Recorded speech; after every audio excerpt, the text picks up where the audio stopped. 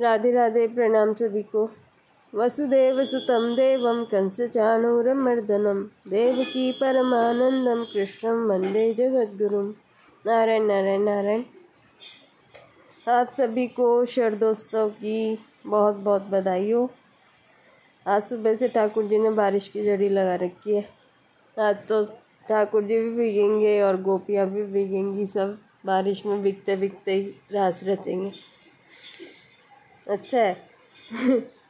बढ़िया आनंद, अद्भुत आनंद की प्राप्ति होगी। आनंद आए जहाँ तक तो ठीक है, बस सर्दी जुकाम नहीं होना चाहिए। अपने कल 46वें श्लोक तक की चर्चा हो गई थी। आज आगे 47वां। भगवान ने 39वें श्लोक में जिस समबुद्धि को सुनने के लिए अर्जुन को आज्ञा दी थी, अब आगे के श्लोक में उसकी प्राप्ति के लिए कर्म करने की आज्ञा देते हैं। कर्मण्येवाधिकारस्ते मा फलेषु कदाचन मा कर्मफल हेतुर्भु मा ते संगोऽस्ते कर्मणि। कर्तव्य कर्म करने में ही तेरा अधिकार है, फलों में कभी नहीं। अतः तू कर्म फल का हेतु भी मत बन और तेरी कर्म न करने में भी आसक्ति न हो। व्याख्या। कर्मण्येवाधिकारस्ते, प्राप्त कर्तव्य कर्म का पालन करने में ही तेरा अधिकार है, इसमें तू स्वतंत्र है। कारण कि मनुष्य कर्म योनि है। मनुष्य के सिवाय दूसरी कोई भी योनि नया कर्म करने के लिए नहीं है। पशु पक्षी आदि जंगम और वृक्ष लता आदि स्थावर प्राणी नया कर्म नहीं कर सकते। देवता आदि में नया कर्म करने की सामर्थ्य तो है, पर वे केवल पहले किए गए यज्ञ दान आदि शुभ कर्मों का फल भोगने के लिए ही है। वे भगवान के विधान के अनुसार मनुष्यों के लिए कर्म करने की सामग्री दे सकते हैं, पर केवल सुख भोग में ही लिप्त रहने के कारण स्वयं नया कर्म नहीं कर सकते। नारकीय जीव भी भोग योनि होने के कारण अपने दुष्कर्मों का फल भोगते हैं, नया कर्म नहीं कर सकते। नया कर्म करने में तो केवल मनुष्य ही अधिकारी है। भगवान ने सेवा रूप नया कर्म करके केवल अपना उद्धार करने के लिए ही यह अंतिम मनुष्य जन्म दिया है। अगर यह कर्मों को अपने लिए करेगा तो बंधन में पड़ जाएगा, और अगर कर्मों को न करके आलस्य प्रमाद में पड़ा रहेगा तो बार बार जन्मता मरता रहेगा। अतः भगवान कहते हैं कि तेरा केवल सेवा रूप कर्तव्य कर्म करने का ही अधिकार है। कर्मणि, इस पद में एक वचन देने का तात्पर्य है कि मनुष्य के सामने देश काल घटना परिस्थिति आदि को लेकर शास्त्रविहित कर्म तो अलग अलग होंगे, पर एक समय में एक मनुष्य किसी एक कर्म को ही तत्परता पूर्वक कर सकता है।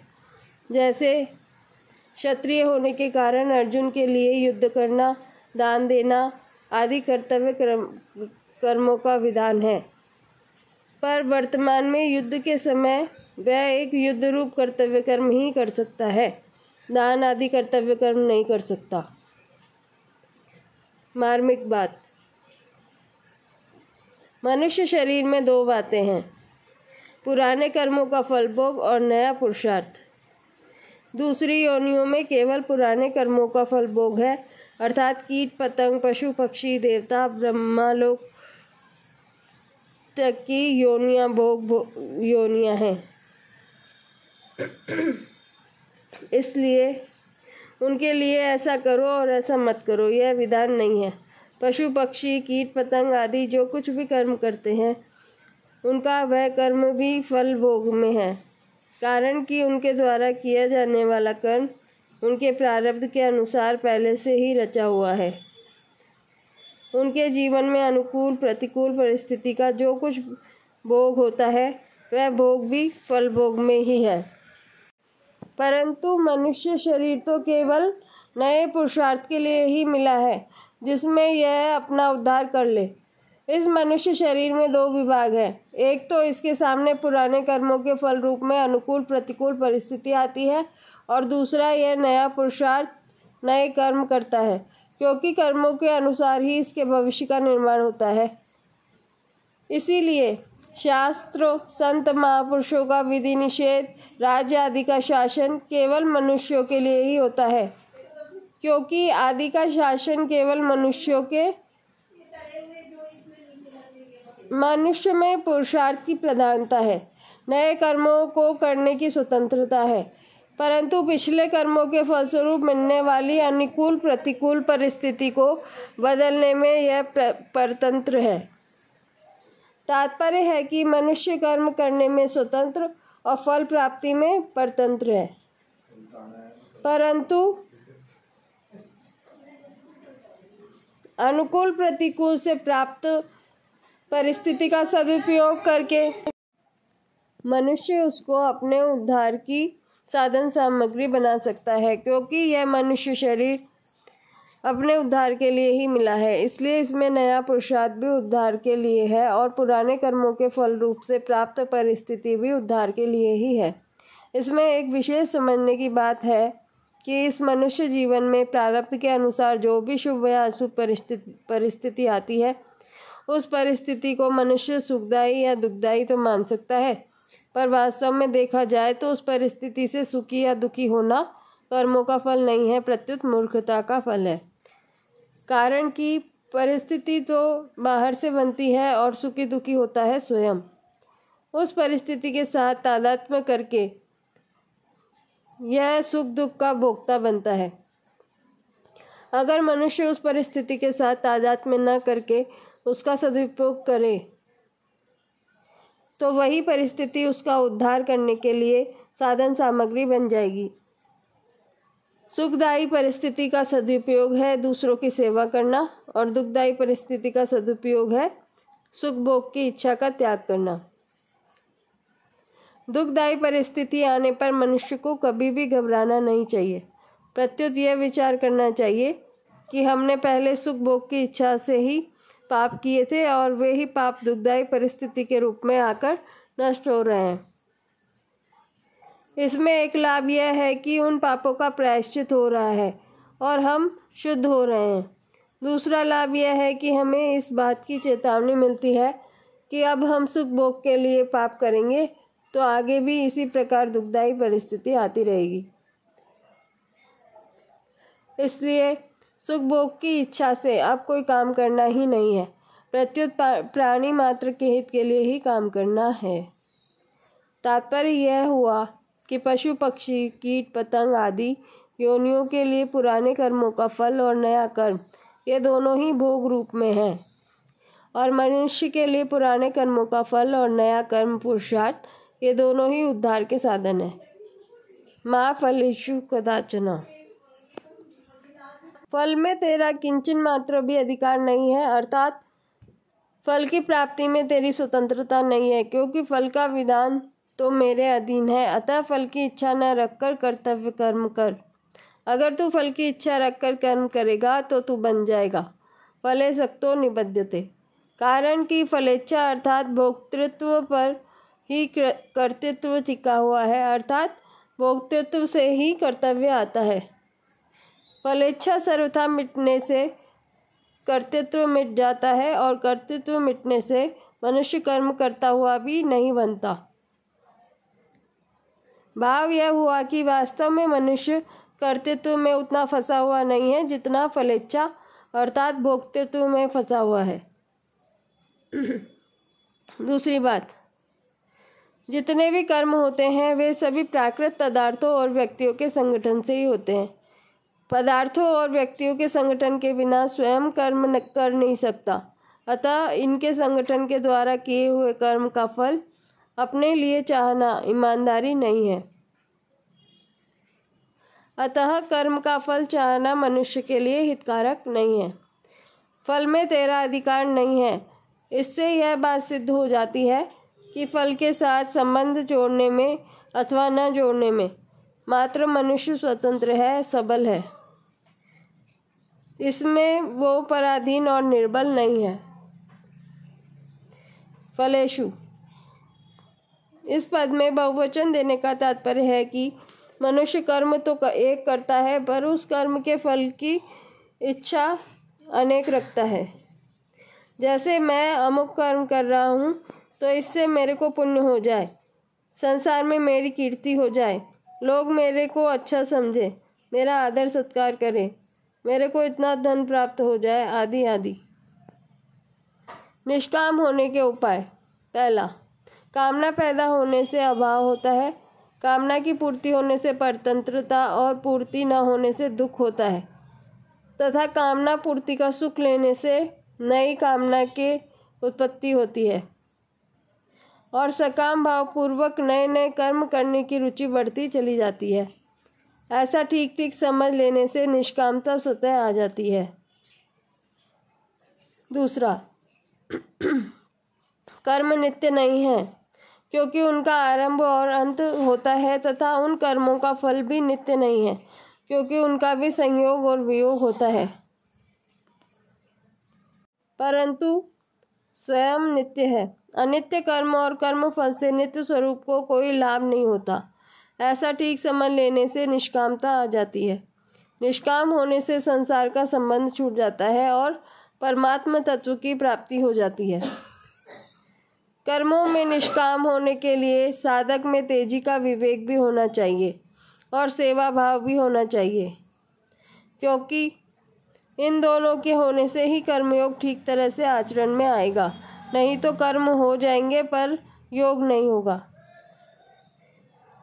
तात्पर्य है कि अपने सुख आराम का त्याग करने में तो विवेक की प्रधानता होनी चाहिए और दूसरों को सुख आराम पहुंचाने में सेवा भाव की प्रधानता होनी चाहिए। माँ कर्मफल हेतुर्भु। तू कर्मफल का हेतु भी मत बन। तात्पर्य है कि शरीर, इंद्रियां, मन, बुद्धि आदि कर्म सामग्री के साथ अपनी किंचन मात्र भी ममता नहीं रखनी चाहिए, क्योंकि इनमें ममता होने से मनुष्य कर्म फल का हेतु बन जाता है। आगे 5वें अध्याय के 11वें श्लोक में भी भगवान ने शरीर, मन, बुद्धि और इंद्रियों के साथ केवलई पद देकर बताया है कि शरीर आदि के साथ किंचन मात्र भी ममता नहीं होनी चाहिए। शुभ क्रियाओं में फल की इच्छा न होने पर भी मेरे द्वारा किसी का उपकार हो गया, किसी का हित हो गया, किसी को सुख पहुंचा, ऐसा भाव हो जाता है तो यह कर्म फल का हेतु बनता है। कारण कि ऐसा भाव होने से शुभ कर्म के साथ और मन, बुद्धि, इंद्रियों आदि के साथ संबंध हो जाता है, जो कि असत का संग है। वास्तव में अंतःकरण, बहिकरण और क्रियाओं के साथ हमारा कोई संबंध नहीं है। इसका संबंध समष्टि संसार के साथ है। जैसे दूसरे किसी व्यक्ति के द्वारा दूसरे किसी का हित होता है तो उसमें हम अपना संबंध नहीं मानते, उसमें अपने को निमित्त नहीं मानते। ऐसे ही अपने कहलाने वाले शरीर आदि से किसी का हित हो जाए तो उसमें अपने को निमित्त न माने। जब अपने को किसी भी क्रिया में निमित्त हेतु नहीं मानेंगे तो कर्म फल का हेतु भी नहीं बनेगा। माते संगोस्त कर्मणि। कर्म न करने में भी तेरी आसक्ति नहीं होनी चाहिए, कारण कि कर्म न करने में आसक्ति होने से आलस्य, प्रमाद आदि होंगे। कर्म फल में आसक्ति रहने से जैसा बंधन होता है वैसा ही बंधन कर्म न करने में आलस्य, प्रमाद आदि होने से होता है, क्योंकि आलस्य प्रमाद का भी एक भोग होता है तथा उसका भी एक सुख होता है जो तमोगुण है। निद्रालस्य प्रमादोत्तम तत्तामसम उदाहृतम। और जिसका फल अधोगति होता है, अधोगच्छन्ति तामसा। तात्पर्य यह हुआ कि राग आसक्ति कहीं भी होगी तो वह बांधने वाली ही हो जाएगी। कारणम गुणसंगोस्य सद असद योनि जन्मसु। कर्म रहित होने से हमें लौकिक लाभ होगा, संसार में हमारी प्रसिद्धि होगी आदि कोई सांसारिक प्रयोजन भी नहीं होना चाहिए, और समाधि लग जाने से आध्यात्मिक तत्व में हमारी स्थिति होगी आदि कोई पारमार्थिक प्रयोजन भी नहीं होना चाहिए। तात्पर्य है कि कर्म न करने से सांसारिक और पारमार्थिक उन्नति होगी। यह भी कर्म न करने में आसक्ति है, क्योंकि वास्तविक तत्व कर्म करने और न करने से अतीत है। इस श्लोक में भगवान का यह तात्पर्य मालूम देता है कि परिवर्तनशील वस्तु, व्यक्ति, पदार्थ, क्रिया, घटना, परिस्थिति, अवस्था, स्थूल सूक्ष्म कारण, शरीर आदि के साथ साधक को सर्वथा निर्लिप्तता होनी चाहिए। इनके साथ किंचन मात्र भी किसी भी तरह का संबंध नहीं होना चाहिए। इस श्लोक के 4 चरणों में 4 बातें आई हैं। पहला, कर्म करने में ही तेरा अधिकार है। दूसरा, फल में कभी तेरा अधिकार नहीं है। तीसरा, तू कर्म फल का हेतु भी मत बन। और चौथा, कर्म न करने में भी तेरी आसक्ति न हो। इनमें से पहले और चौथे चरण की बात एक है तथा दूसरे और तीसरे चरण की बात एक है। पहले चरण में कर्म करने में अधिकार बताया है और चौथे चरण में कर्म न करने में आसक्ति होने का निषेध किया है। दूसरे चरण में फल की इच्छा निषेध किया है और तीसरे चरण में फल का हेतु बनने का निषेध किया है।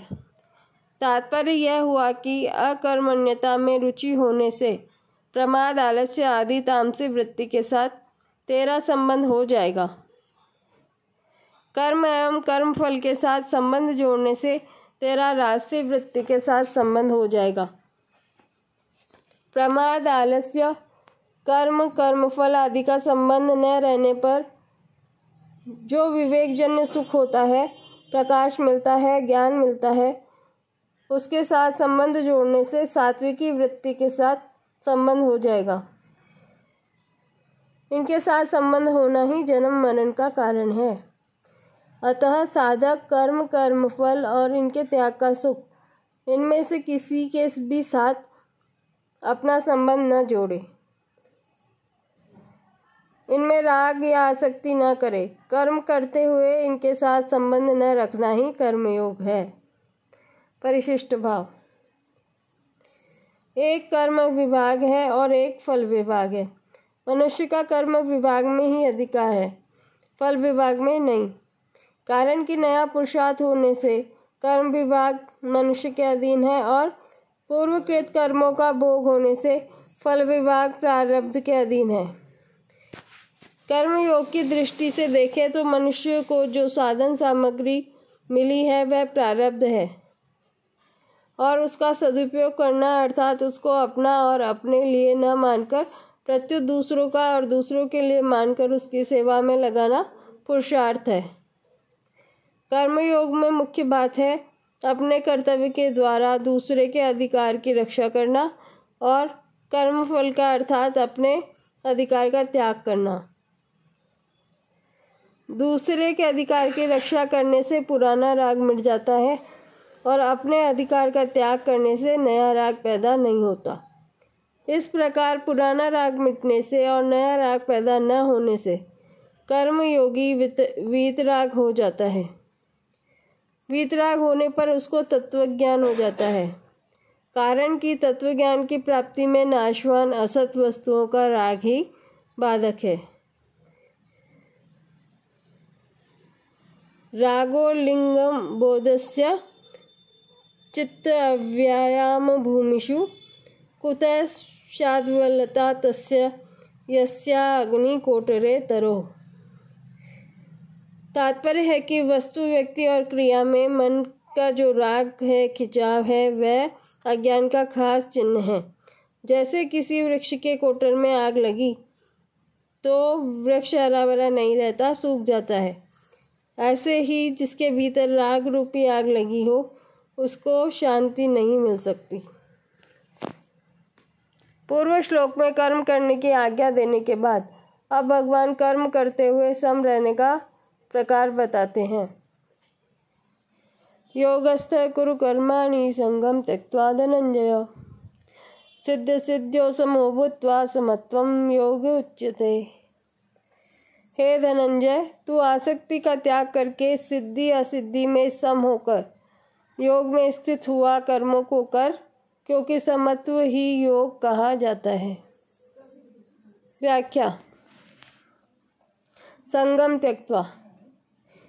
किसी भी कर्म में, किसी भी कर्म के फल में, किसी भी देश, काल, घटना, परिस्थिति, अंतःकरण, बहिकरण आदि प्राकृत वस्तु में तेरी आसक्ति न हो, तभी तू निर्लिप्तता पूर्वक कर्म कर सकता है। अगर तू कर्म फल आदि किसी में भी चिपक जाएगा तो निर्लिप्तता कैसे रहेगी, और निर्लिप्तता रहे बिना वह कर्म मुक्तिदायक कैसे होगा। सिद्ध सिद्ध्यो समो भूत्वा। आसक्ति का त्याग का परिणाम क्या होगा? सिद्धि और असिद्धि में समता हो जाएगी। कर्म का पूरा होना अथवा न होना, सांसारिक दृष्टि से उसका फल अनुकूल होना अथवा प्रतिकूल होना, उस कर्म को करने से आदर निरादर, प्रशंसा निंदा होना, अंतःकरण की शुद्धि होना अथवा न होना आदि आदि जो सिद्धि और असिद्धि है, उसमें सम रहना चाहिए। कर्म योगी की इतनी समता अर्थात निष्काम भाव होना चाहिए कि कर्मों की पूर्ति हो चाहे ना हो, फल की प्राप्ति हो चाहे ना हो, अपनी मुक्ति हो चाहे ना हो, मुझे तो केवल कर्तव्य कर्म करना है। साधक को असंगता का अनुभव न हुआ हो, उसमें समता न आई हो, तो भी उसका उद्देश्य असंग होने का, सम होने का ही हो। जो बात उद्देश्य में आ जाती है वही अंत में सिद्ध हो जाती है। अतः साधन रूप समता से अर्थात अंतःकरण की समता से साध्य रूप समता स्वतः आ जाती है। तदा योगम अवाप्स्यसि। योगस्थ कुरु कर्माणि। सिद्धि असिद्धि में सम होने के बाद उस समता में निरंतर अटल स्थित रहना ही योगस्थ होना है। जैसे किसी कार्य के आरंभ में गणेश जी का पूजन करते हैं तो उस पूजन को कार्य करते समय हरदम साथ में नहीं रखते, ऐसे ही कोई यह न समझ ले कि आरंभ में एक बार सिद्धि असिद्धि में सम हो गए थे तो अब उस समता को हरदम साथ में नहीं रखना है।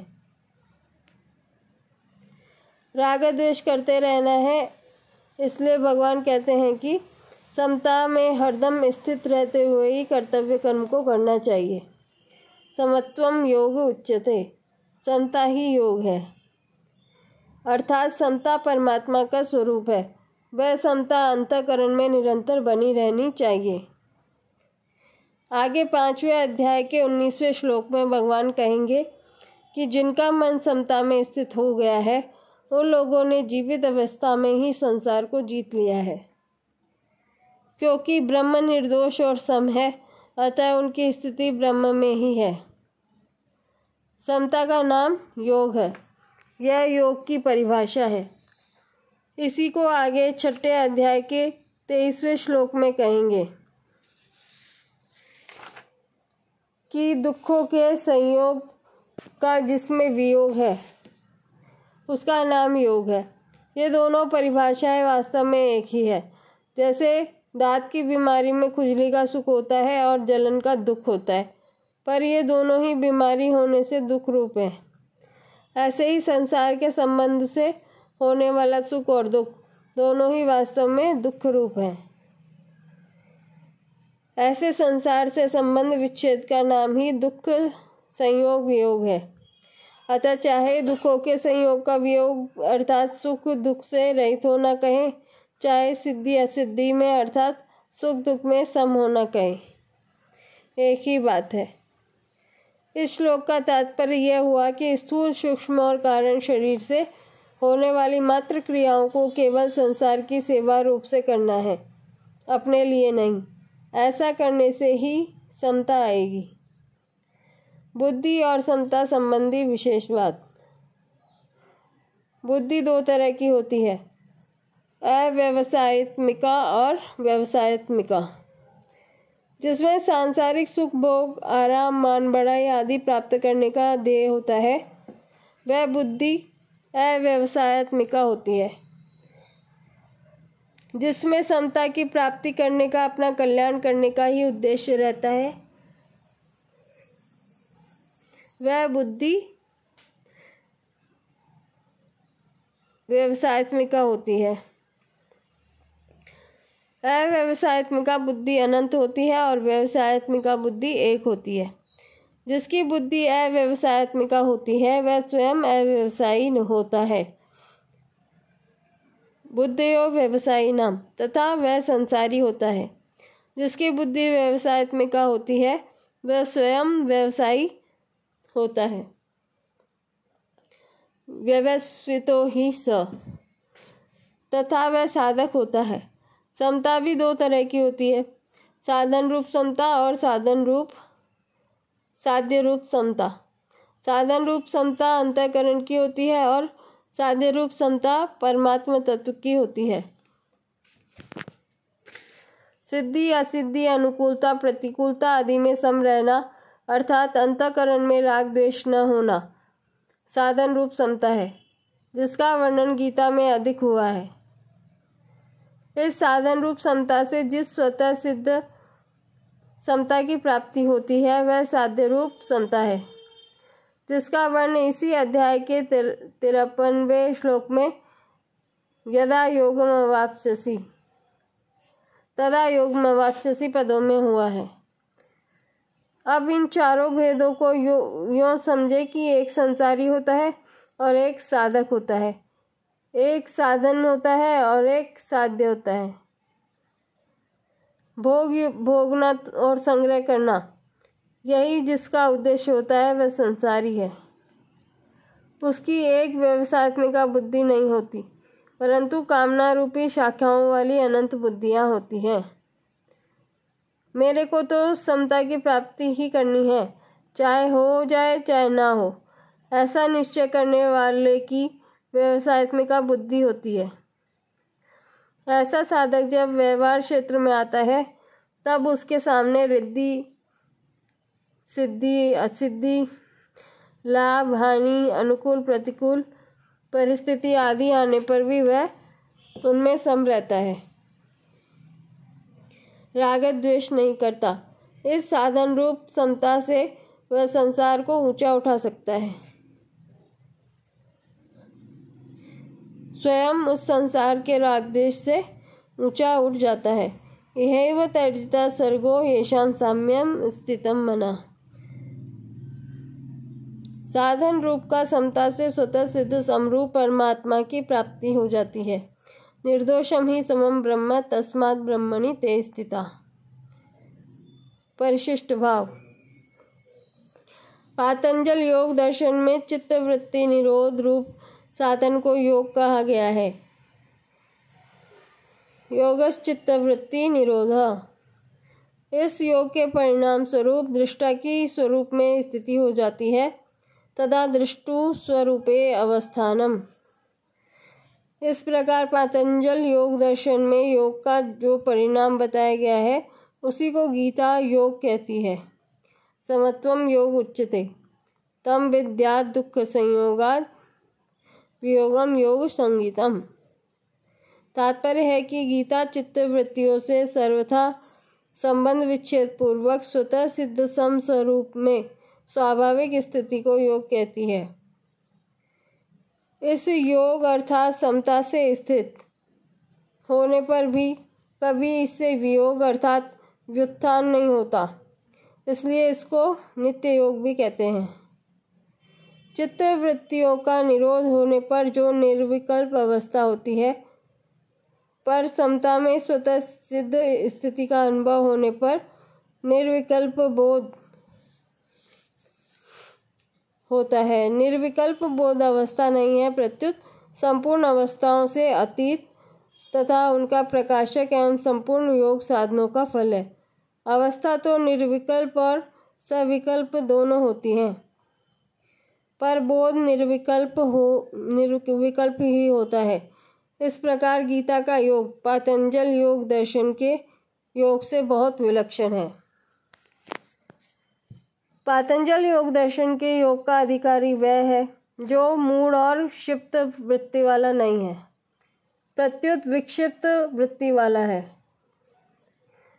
परंतु भगवान की प्राप्ति चाहने वाले सबके सब मनुष्य गीता के योग के अधिकारी हैं। इतना ही नहीं, जो मनुष्य भोग और संग्रह को महत्व न देकर इस योग को ही महत्व देता है और इसको प्राप्त करना चाहता है। ऐसा योग का जिज्ञासु वेदों में वर्णित सकाम कर्मों का अतिक्रमण कर सकता है। जिज्ञासुरपि योगस्य शब्द ब्रह्माति वर्तते। 39वें से 48वें श्लोक तक जिस समबुद्धि का वर्णन है, सकाम कर्म की अपेक्षा उस समबुद्धि की श्रेष्ठता आगे के श्लोक में बताते हैं। दूरेण हवरम कर्म बुद्धि योगा धनंजय बुद्धो शरणमन्विच्य कृपया फलहेतवा। कृपणा फलहेतवा। बुद्धि योग समता की अपेक्षा सकाम कर्म दूर से अत्यंत ही निकृष्ट है। अतः हे धनंजय, तू बुद्धि समता का आश्रय ले, क्योंकि फल के हेतु बनने वाले अत्यंत दीन है। व्याख्या। दूरेण हवरम कर्म बुद्धि योगात्। बुद्धि योग अर्थात समता की अपेक्षा सकाम भाव से कर्म करना अत्यंत ही निकृष्ट है। कारण कि कर्म भी उत्पन्न और नष्ट होते हैं तथा उन कर्मों के फल का भी संयोग और वियोग होता है, परंतु योग नित्य है, उसका कभी वियोग नहीं होता, उसमें कोई विकृति नहीं आती। अतः समता की अपेक्षा सकाम कर्म अत्यंत ही निकृष्ट है।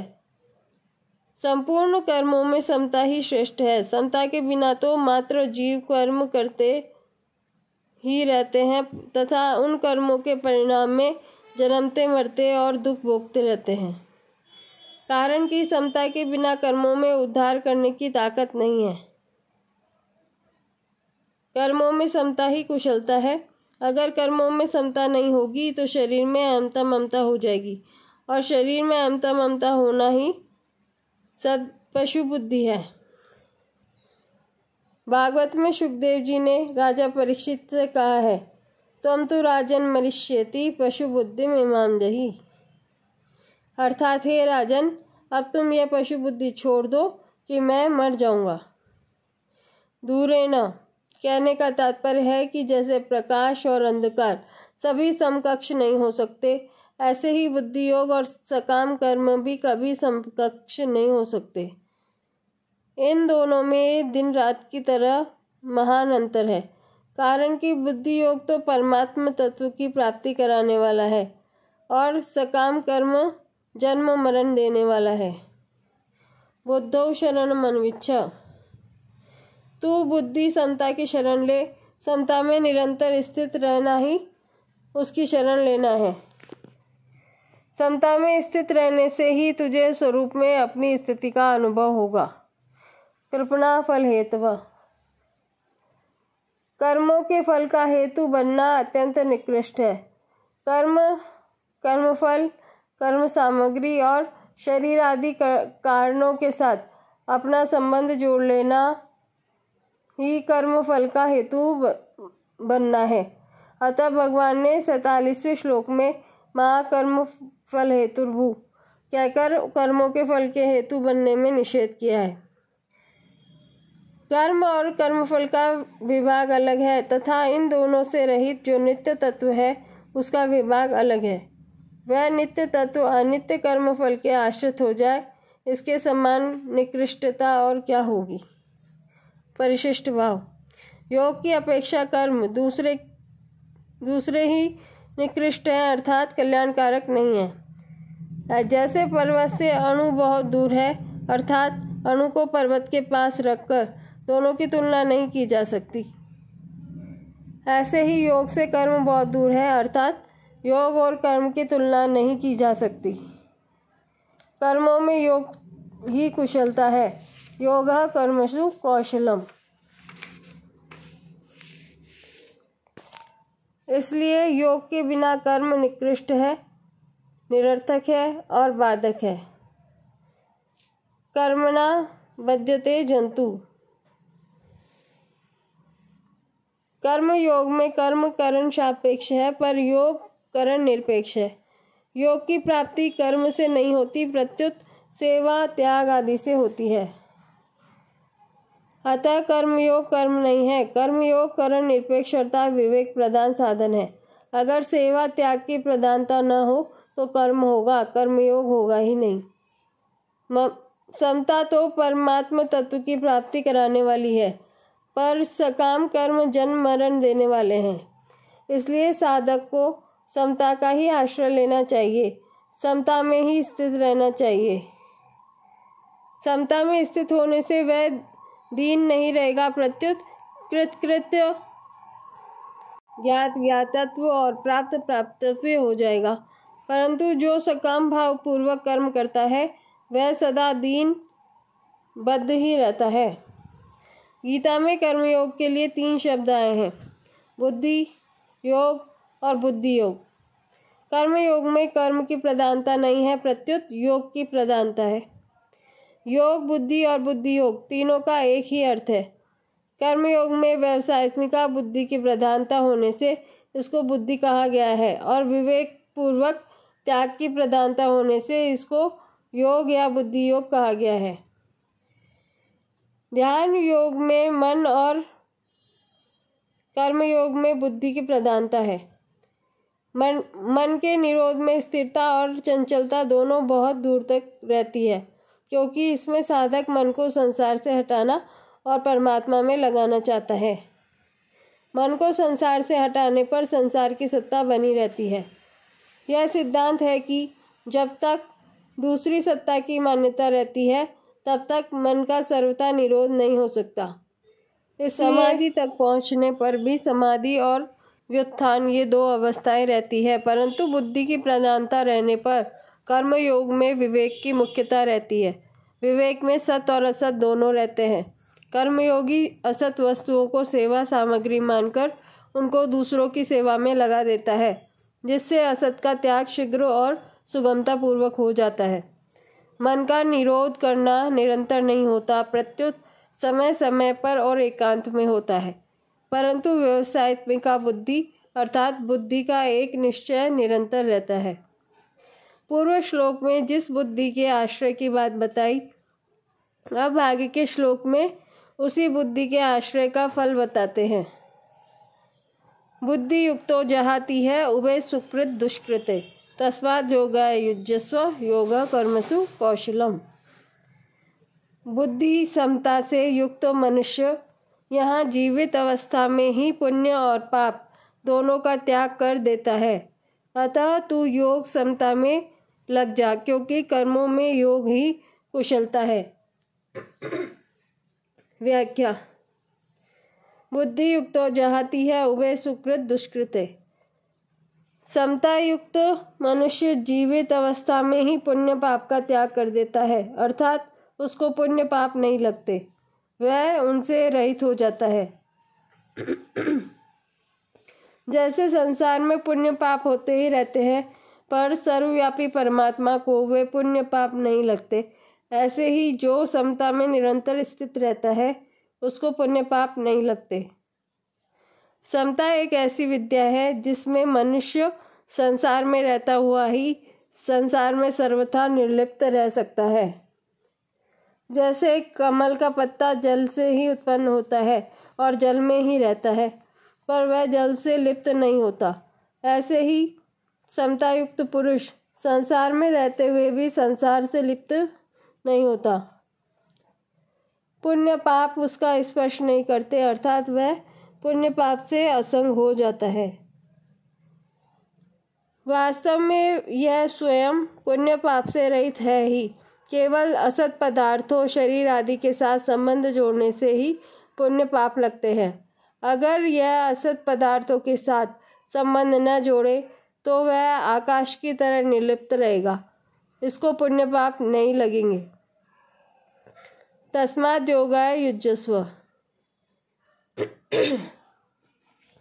इसलिए तुम योग में लग जाओ, अर्थात निरंतर समता में स्थित रहो। वास्तव में समता तुम्हारा स्वरूप है, अतः तुम नित्य निरंतर समता में ही स्थित रहते हो। केवल राग द्वेष के कारण तुम्हारे को उस समता का अनुभव नहीं हो रहा है।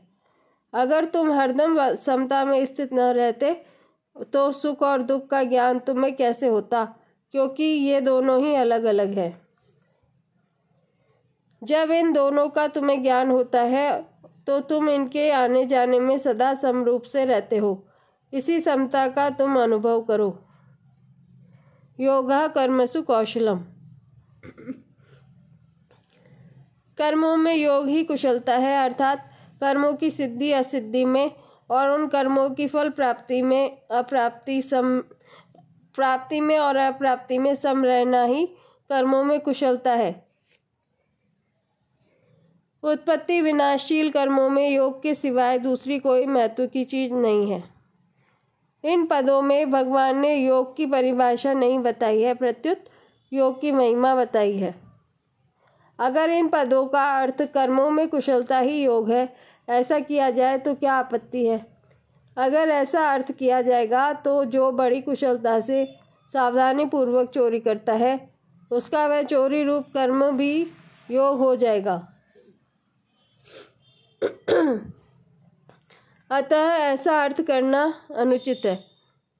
कोई कह सकता है कि हम तो विहित कर्मों को ही कुशलता पूर्वक करने का नाम योग मानते हैं, परंतु ऐसा मानने से मनुष्य कुशलता पूर्वक सांगोपांग किए गए कर्मों के फल से बन जाएगा, जिससे उसकी स्थिति समता में नहीं रहेगी। अतः यहाँ कर्मों में योग ही कुशलता है, ऐसा अर्थ लेना ही उचित है। कारण कि कर्मों को करते हुए अर्थ लेना ही उचित है, कारण कि कर्मों को करते हुए भी जिसके अंतःकरण में समता रहती है, वह कर्म और उनके फल में बंधेगा नहीं। इसलिए उत्पत्ति विनाशशील कर्मों को करते हुए सम रहना ही कुशलता है, बुद्धिमानी है। दूसरी बात, पीछे के 2 श्लोकों में तथा इस श्लोक के पूर्वार्ध में भी योग का ही प्रसंग है, कुशलता का प्रसंग नहीं है। इसलिए भी कर्मों में योग ही कुशलता है, यह अर्थ लेना प्रसंग के अनुसार युक्ति युक्त है। परिशिष्ट भाव। इस श्लोक में आए योगः कर्मसु कौशलम पदों पर विचार करें तो इनके 2 अर्थ लिए जा सकते हैं। पहला, कर्मसु कौशलम योगः, अर्थात कर्मों में कुशलता ही योग है। दूसरा, कर्मसु योगः कौशलम, अर्थात कर्मों में योग ही कुशलता है। अगर पहला अर्थ लिया जाए कि कर्मों में कुशलता ही योग है, तो जो बड़ी कुशलता से सावधानी से चोरी ठगी आदि करते हैं, उनका कर्म योग हो जाएगा, परंतु ऐसा मानना उचित नहीं है और यहाँ निषिद्ध कर्मों का प्रसंग भी नहीं है। अगर यहाँ शुभ कर्मों की कुशलता पूर्वक करने का नाम योग माने तो मनुष्य कुशलता पूर्वक सांगोपांग किए हुए शुभ कर्मों के फल से बन जाएगा। फले सक्तो निबध्यते, अतः उसकी स्थिति समता में नहीं रहेगी और उसके दुखों का नाश नहीं होगा। शास्त्र में आया है, कर्मणा बध्यते जंतु, अर्थात कर्मों से मनुष्य बन जाता है। अतः जो कर्म स्वभाव से ही मनुष्य को बांधने वाले हैं, वे ही मुक्ति देने वाले हो जाएं। यही वास्तव में कर्मों में कुशलता है। मुक्ति योग से होती है और कर्मों में कुशलता से नहीं। योग का आदि और अंत नहीं होता, परंतु कर्म कितने ही बढ़िया हों, उनका आरंभ तथा अंत दोनों होते हैं और उनके फल का भी संयोग तथा वियोग होता है। जिसका आरंभ और अंत संयोग तथा वियोग होता है, उसके द्वारा मुक्ति की प्राप्ति कैसे होगी। नाशवान के द्वारा अविनाशी की प्राप्ति कैसे होगी। समता तो परमात्मा का स्वरूप है, निर्दोषम ही समम ब्रह्म। अतः महत्व योग का है, कर्मों का नहीं। अगर पहला अर्थ ही ठीक माना जाए तो भी कुशलता के अंतर्गत समता निष्काम भाव पूर्वक को ही लेना पड़ेगा। अगर कर्मों में कुशलता ही योग है तो कुशलता क्या है। इसके उत्तर में यह कहना पड़ेगा कि योग ही कुशलता है। ऐसी स्थिति में कर्मों में योग ही कुशलता है, ऐसा सीधा अर्थ क्यों न लिया जाए। जब योगा कर्मसु कौशलम पदों में योग शब्द आया है तो फिर कुशलता का अर्थ योग लेने की जरूरत ही नहीं है। अगर प्रकरण पर विचार करें तो योग का ही प्रकरण चल रहा है, कर्मों की कुशलता का नहीं। भगवान समत्वम योग उच्यते कहकर योग की परिभाषा भी बता चुके हैं। अतः इस प्रकरण में योग ही विधेय है, कर्मों में कुशलता विधेय नहीं है। योग ही कर्मों में कुशलता है, अर्थात कर्मों को करते हुए हृदय में समता रहे, राग द्वेष न रहे, यही कर्मों में कुशलता है। इसलिए योगः कर्मसु कौशलम यह योग की परिभाषा नहीं है, प्रत्युत योग की महिमा है। इसी 50वें श्लोक के पूर्वार्ध में भगवान ने कहा है कि समता से युक्त मनुष्य पुण्य और पाप दोनों से रहित हो जाता है। अगर मनुष्य पुण्य और पाप दोनों से रहित हो जाए तो फिर कौन सा कर्म कुशलता से किया जाएगा। अतः पुण्य और पाप से रहित होने का यह अर्थ नहीं है कि वह कोई भी क्रिया नहीं करता, क्योंकि कोई भी मनुष्य किसी भी अवस्था में क्षणमात्र भी कर्म किए बिना नहीं रह सकता। अतः यहाँ पुण्य और पाप दोनों से रहित होने का अर्थ है उनके फल से रहित होना। आगे 91वें श्लोक में भी भगवान ने फलम त्यक्त्वा पदों से फल के त्याग की बात कही है। गीता में कुशल शब्द का प्रयोग 18वें अध्याय के 10वें श्लोक में भी हुआ है। वहाँ अकुशल कर्म के अंतर्गत सकाम भाव से किए जाने वाले और शास्त्र निषिद्ध कर्म आए हैं, तथा कुशल कर्म के अंतर्गत निष्काम भाव से किए जाने वाले शास्त्रविहित कर्म आए हैं।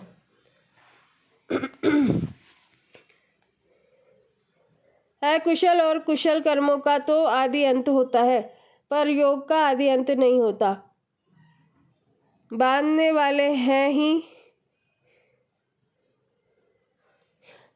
वाले राग द्वेष है, कुशल अकुशल कर्म नहीं। अतः राग पूर्वक किए गए कर्म कितने ही श्रेष्ठ क्यों न हो, वे बांधने वाले हैं ही। क्योंकि उन कर्मों से ब्रह्मलोक की प्राप्ति भी हो जाए तो भी वहाँ से लौटकर पीछे आना पड़ता है। इसलिए जो मनुष्य अकुशल कर्म का त्याग द्वेषपूर्वक नहीं करता और कुशल कर्म का आचरण राग पूर्वक नहीं करता, वही वास्तव में त्यागी, बुद्धिमान, संदेह रहित और अपने स्वरूप में स्थित है। उपयुक्त विवेचन से सिद्ध हुआ है कि योगः कर्मसु कौशलम पदों का अर्थ कर्मों में योग ही कुशलता है, ऐसा ही मानना चाहिए। भगवान भी योग में स्थित होकर कर्म करने की आज्ञा देते हैं। योगस्था कुरु कर्माणि। तात्पर्य है कि कर्मों का महत्व नहीं है, प्रत्युत योग समता का ही महत्व है। अतः कर्मों में योग की ही कुशलता है। आज बहुत बड़ा वीडियो बन गया, श्लोकों की व्याख्या बड़ी थी इसलिए। अब आगे के श्लोकों की चर्चा कल करेंगे। पुनः शरदोत्सव की बहुत बहुत शुभकामनाएं। ठाकुर जी के प्रति सबका प्रेम बढ़े, खूब भजन करें आप लोग, कार्तिक नियम सेवा का पालन करें, यही आप सबसे प्रार्थना है। राधे राधे, जय सिया राम।